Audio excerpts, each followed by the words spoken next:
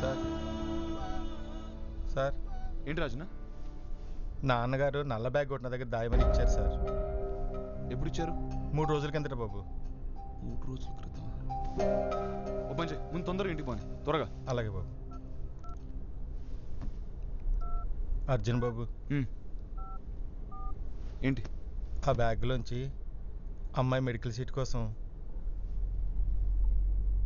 ఒక 20 లక్షలు తీసుకున్నాను బాబు. సారీ బాబు, మెల్లగా తీర్చేస్తాను బాబు. సారీ ఎందుకులే రాజన్, కొంతమందిలో ఉన్న నిజాయితీ ఉందని నిరూపించు. పర్లేదు, బాగా చదివించు. థ్యాంక్ యూ బాబు. త్వరగా పని.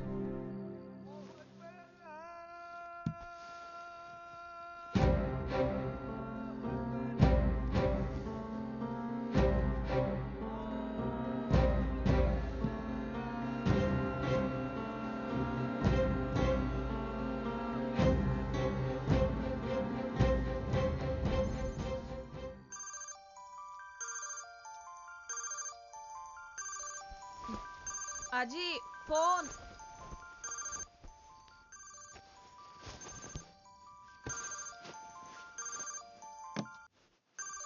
హలో అలీ, నేను అర్జున్ని, సీఎం గారు అబ్బాయిని. సార్ అలీ, నీ డబ్బులు దొరికినాయి. నీ ప్రాబ్లమ్స్ అన్ని సాల్వ్. నిజం సార్? యా, రేపు మార్నింగ్ వచ్చి కనపడు సరేనా? సార్ సార్ వస్తాను sir. Thank you sir. Sir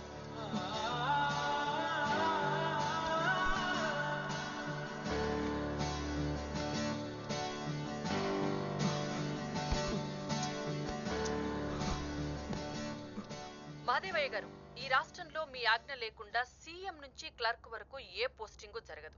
మీరేమో మీ కులానికి మీ కుటుంబానికి చెందని వారిని అధికారంలోకి రానివ్వరు. మరి రాష్ట్రంలో నిమ్న వర్గాలకు న్యాయం జరిగేది ఎప్పుడండి? అయినా మీకెందుకంత కులపిచ్చి?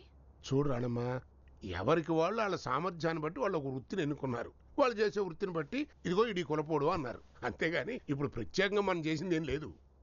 కాబట్టి అధికారంలో ఉండేవాడు అధికారంలో ఉండాలి, చాకిరీ చేసేవాడు చాకిరీ చెయ్యాలి. అప్పుడే మన మానవ మనుగడలో ఒక క్రమశిక్షణ ఉంటుందని నా భావన.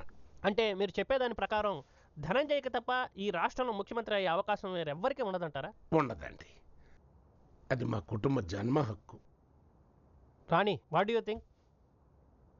ఛీ, నా అభిప్రాయం కూడా అదే. వార్తలే కాదు, అభిప్రాయాలు ఉంటాయి. వాచ్ వి న్యూస్. మునుస్వామి ఎక్కడున్నాడు కనుక్కున్నాను. ఏంట్రా? ఏం లేదు మాయా, 10 రోజులు అమెరికాకి వెళ్తున్నాను. డబ్బది కొంచెం కావాలి. ఆ కొబ్బరి తోడు కూడా అమ్మేసేయండి. ఏంటి, ఏమైనా కంపెనీ పెట్టబోతున్నావా?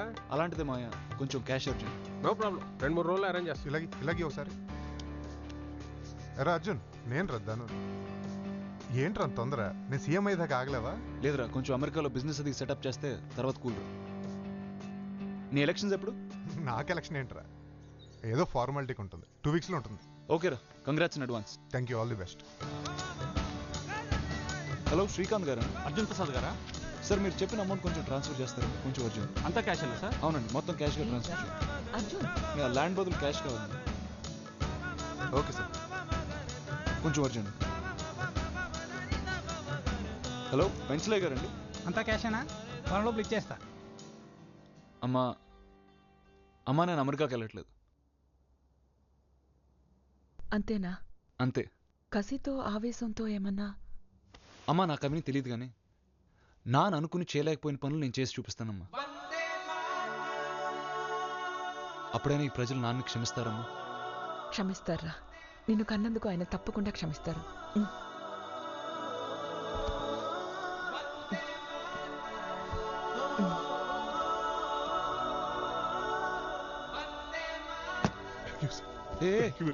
ఏంటిది, నీ డబ్బేగా? సార్ 10 రూపాయల కోసం మర్డర్లు చేసుకుంటున్నారు సార్. అలాంటిది నేను అడిగిన నమ్మకంతో 10 కోట్లు తిరిగిచ్చారు సార్. నా ప్రాణం మీ సార్. ఈ లైఫ్ మీరు పెట్టిన భిక్ష.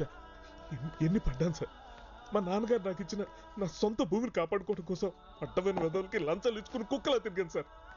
ఆఖరికి మీ నాన్నగారు కూడా. సార్, మన సమాజంలో నిజాయితీ గల వాళ్ళు లేరు సార్. ఉన్నదంతా జంతువులే. వేటాడుతున్నారు, పీక్కు తింటున్నారు. మనం మారుద్దామా? ప్రయత్నిద్దామా పోనీ? అలీ, మన గవర్నమెంట్లో ఎవరు ఎలాంటి వాళ్ళు, ఎవరికి ఎంత డబ్బు ఇస్తే పని జరుగుతుందో నీకు బాగా తెలుసు అనుకుంటా. సార్ గవర్నమెంట్లో పని చేయించుకోవాలంటే లంచం ఇవ్వాలి, అది 2వ తరగతి పిల్లాడిని అడిగినా చెప్తారు సార్. కానీ ఎవరికి ఎంత ఇవ్వాలన్నది నాకు బాగా తెలుసు సార్. అలీ నువ్వు నా దగ్గర పని చేస్తావా? సార్ ట్యాంక్ బండ్లో దూకమన్నా దూకుతాను సార్. నా ప్రాణం మీది. ఏం పని సార్? అలీ నేను సీఎం అవుదాం అనుకుంటున్నా.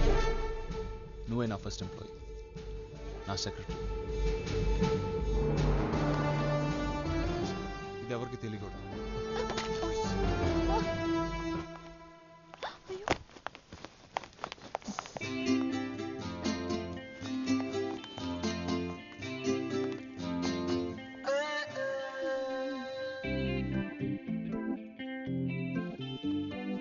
వాటర్ తాగుతావా?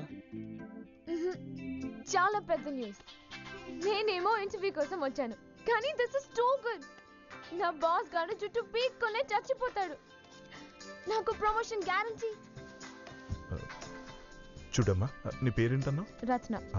రత్నప్రభ. చూడు రత్న, ఈ న్యూస్ పబ్లిక్ కాదు. ఈ విషయం కానీ హింట్ కానీ సీక్రెట్గా ఉంచాలి. నువ్వు కొంచెం సైలెంట్గా ఉండాలి. సైలెంట్గా ఉండాలా?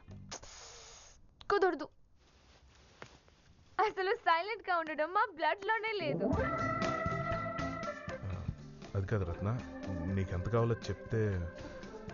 రత్నప్రభని కొంటారా? నేను మీడియాలో పనిచేస్తున్నాను, పాలిటిక్స్ కాదు. పోనీ గిఫ్ట్ అనుకో. చూడు, ఇక్కడ నువ్వు విన్నది చూసింది బయట మాట్లాడకుండా ఉండడానికి ఎంత కావాలో చెప్పు.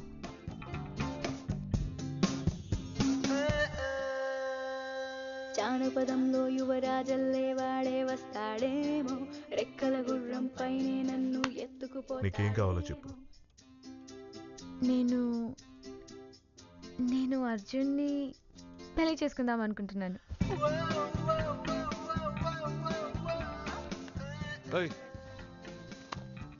చూడు రత్న. చూడు రత్న, దేశం చాలా క్లిష్ట పరిస్థితిలో ఉంది. సొసైటీలో చైతన్యం లేదు. హలో, ఎక్కడ చూసినా దొంగతనాలు, దోపిడీలు. యువకులు నిద్రపోతున్నారు, రాజకీయ నాయకులేమో దోచుకు తింటున్నారు. అసలు నీలాంటి అమ్మాయిలకి భద్రతే లేదు. I'm just trying to make a little change.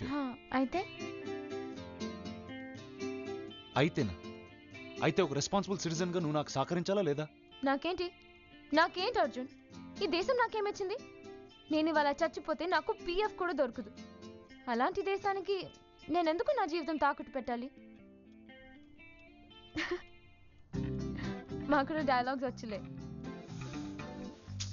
Okay, jokes apart. నీకు నా గురించి ఏం తెలుసు? నేను అలాంటి ఉన్నావు, తాగుబోతున్నావు, తిరిగిపోతున్నావు. ఎక్స్క్యూజ్ మీ అర్జున్, సీఎం కొడుకు పందైనా నాకు ఫర్ యువర్ ఇన్ఫర్మేషన్ నాకే కాదు, ఈ దేశంలో ఏ ఆడపిల్లకైనా ఓకే. కానీ నాకు ఓకే కాదు కదా. కానీ అర్జున్, నీకు చాయిస్ లేదు కదా, అందుకేగా మనం ఈ డిస్కషన్ పెట్టుకుంది. సరే సరే, టెన్షన్ పడుకు. నేను ఒక ఐడియా చెప్తా. మనం ఇద్దరం ఒక కాంట్రాక్ట్ చేసుకుందాం. నువ్వు సీఎం అవగానే మనం పెళ్లి చేసుకుందాం, ప్రొవైడెడ్ ఇద్దరికి ఓకే అయితే. అంటే సీఎంని నేను ఫుల్గా పటాయిస్తానమాట. పడ్డావంటే పెళ్ళి, లేకపోతే 50 crores ఇవ్వాలి.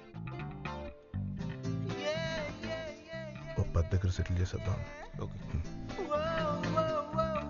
చూడు రత్న, ఒక 5 లక్షలు ఇస్తాం. నేను సీఎంతో మాట్లాడుతున్నాను, నీతో కాదు. చెప్పు అర్జున్. హే, ఫీల్ అవుకు. నేను పటాయిస్తే పన్నోడు ఇప్పుడు దాకా పుట్టలేదు. 50 crores ఎక్కడికి పోవు, నీ దగ్గరే ఉంటాయి.